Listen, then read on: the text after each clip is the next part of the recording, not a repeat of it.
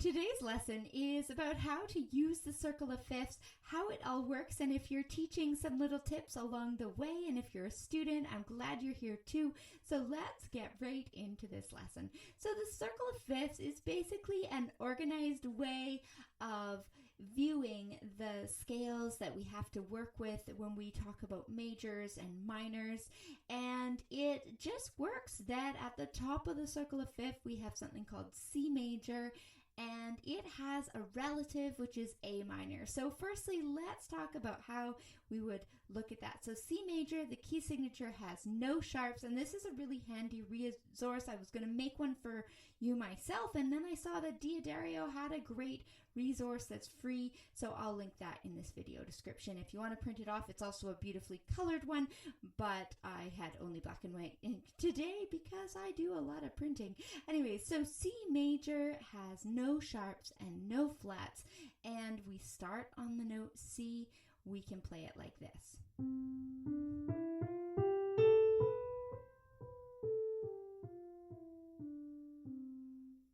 In the left hand,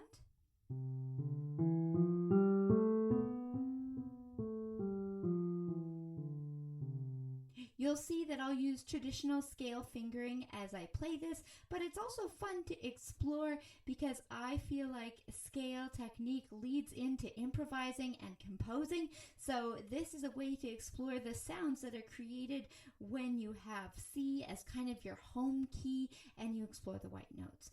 Every major has a minor. So in this case, C major, its relative always lives something called 3 semitones below. So if we are on C and we go 3 half steps below, so a half step is a note to a note without a note in between. So we go 1, 2, 3.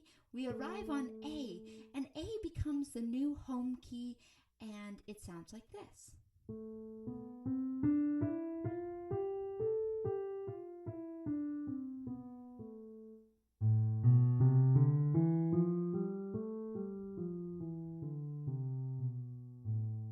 Remember, as you're getting used to scale fingering, you might want to slow this down.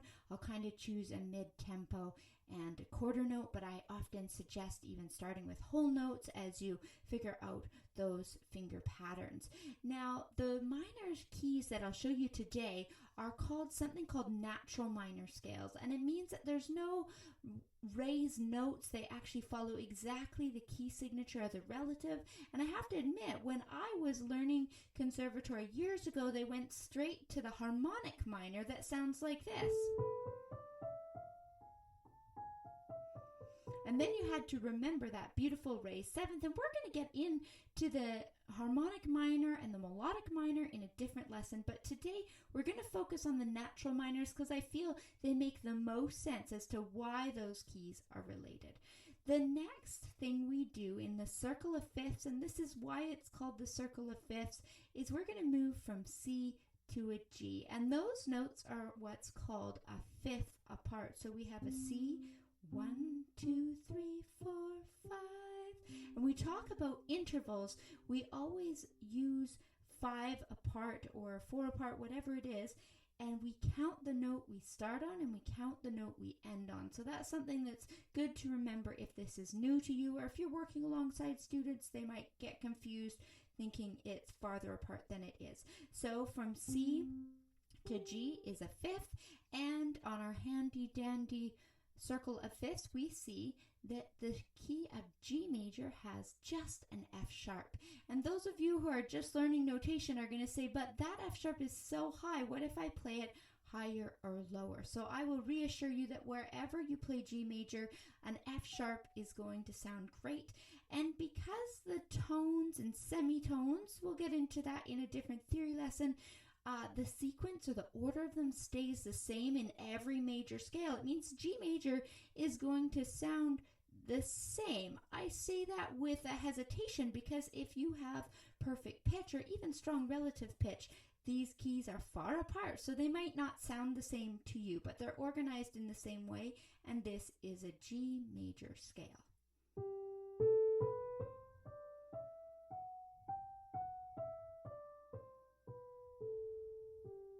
And in the left hand,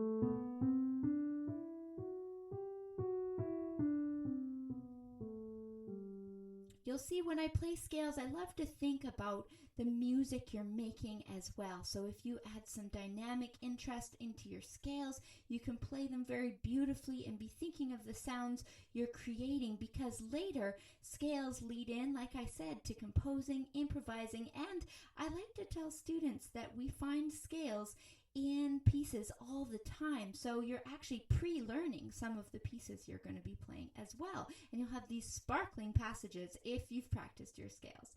So the relative of G major is something called E minor.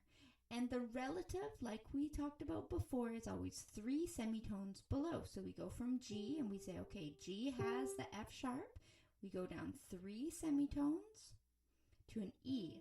Now, E is going to have the F sharp. I might have said that wrong in that last one. I'll check. So, E minor in its natural form has only F sharp, and it would sound like this.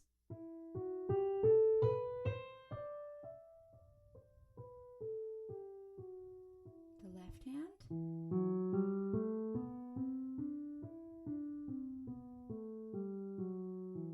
And you'll see that the scale fingering that I've used so far has stayed consistent. That's just the 1 octave fingering, but in these scales, you'll see some consistency there. Then we move another 5 notes up in the interval of a 5th from G to a D. And so this one has an F sharp and a C sharp, and we can find them above where we start. So we'll start D major here.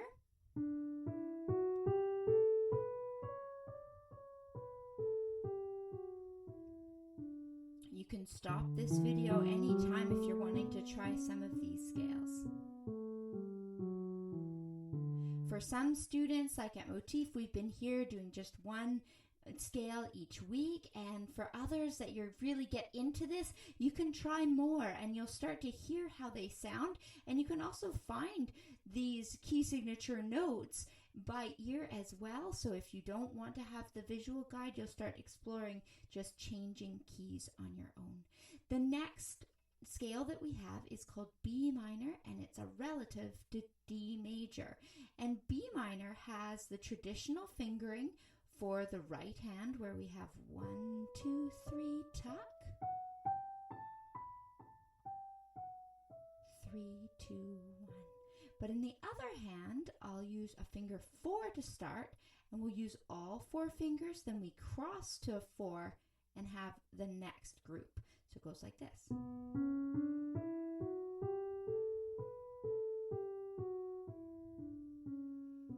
Now, as my camera's a little bit close, you couldn't see that I was indeed shifting my body because I chose to start the scale a little bit higher than this position. So I wanted to make sure that my hand could follow up the keys without having any drastic bend side to side, so my hands felt comfortable in front of me. The next key that we're going to head to is the key of A major. It now has 3 sharps, and you can see that we've added a sharp every time as we go clockwise. So we had no sharps, 1 sharp, 2 sharps. We're now on to 3 sharps in A major, and it's going to be an F sharp, a C sharp, and a G sharp. Here we go.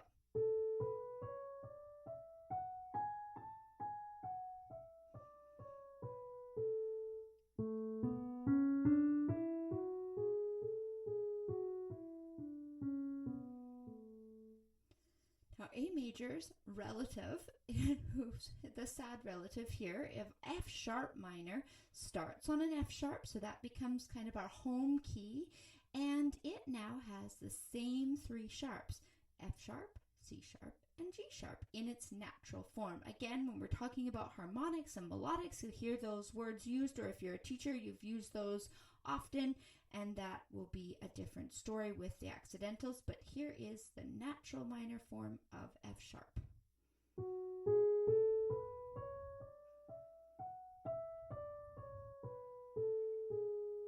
You'll see that this one had really irregular fingers to help it have a pattern. In this case, sometimes I practice with students doing groupings, if that's helpful. So we do this, and then we do this, and then this. So we start to see the different groups and how our fingers are going to do that.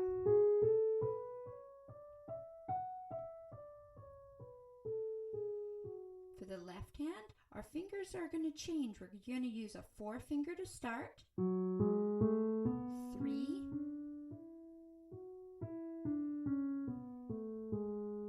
now I hesitated at the top because sometimes some teachers might teach to cross over with the 4 if later on you're going to use that.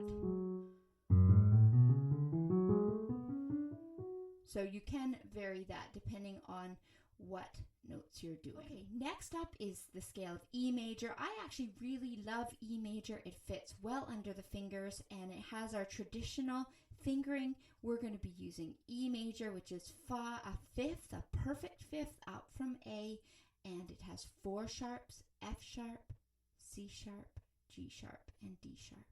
Here we go.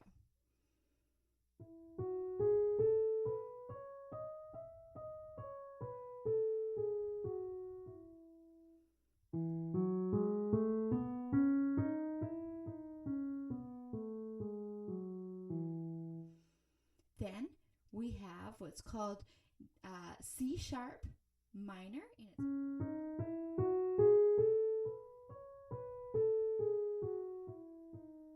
And again, you might explore doing groupings to be able to see how that fits together. And then in the other hand, 3, 2, 1, 4, 3, 2, 1. And again here, you could choose to do your 3rd finger there so that you're ready for when you start to do more octaves. There are some nuances between teachers, so that's something that if you're working with a teacher, you can double check what preference they have. And we all adapt things a little bit depending on our style and our own teaching background as well. So the last, we can do a B major and a G sharp, and we're working our way around in the sharp keys. And you see when it gets to the bottom, we have these enharmonic keys, which means we can have 2 names for the different scales. We can call it F sharp major, or we can call it G flat major.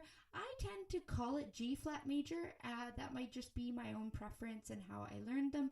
So we'll just go to B major for today's lesson. So at B major, this is a lovely one. It fits as 1, 2, 3, 1, 2, 3, 4, 5. The left hand has the same fingering of the other B scale that we learned, the B minor. Now we're going to start with finger 4 and all the black notes. In our scale challenge, we actually started with B major this year because I wanted this one to get really comfortable in fingers and it not feel intimidating when we got to B minor. So there is the first part of the circle of fifths, a little overview of that. And if you're keen for the rest of the scales, let me know in the comments. Thanks for being here.